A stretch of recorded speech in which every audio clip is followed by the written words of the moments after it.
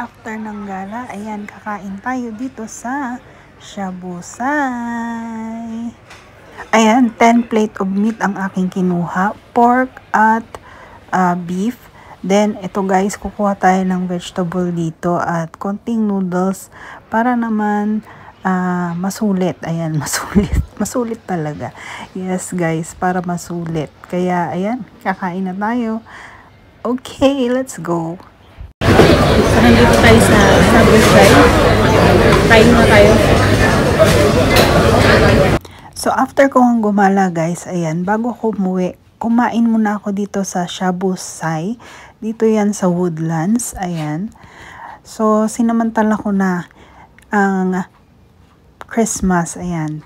Christmas, tinodo-todo ko na ang gastos guys. So, kumain akong mag-isa dito. Sinelebrate ko ang Christmas mag-isa.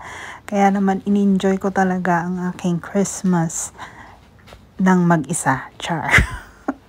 So, hopefully, someday may makasama na ulit. Charot. Anyways, ayan. So, ini-enjoy ko yung aking pagkain dito sa Shabusay. Ayan. So, buffet po ito. Ang aking in-order ay collagen at spicy para sa soup. Then,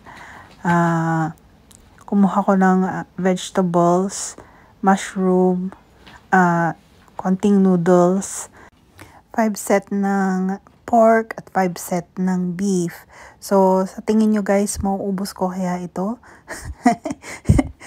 Sa tingin nyo, parang hindi, no?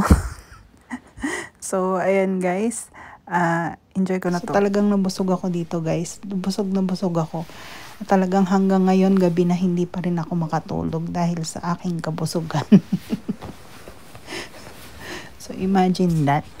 Kumain ako ng kumain. So, nakikita nyo kung gaano ako kalakas kumain dito. Nasulit guys. Sulit na sulit. So, dyan na muna kayo guys. Ayan. Follow for more. At sana naman ay patuloy kayong sumuporta sa aking mga videos. Ayan. Kakain muna ako. Bye. Enjoy ko na to.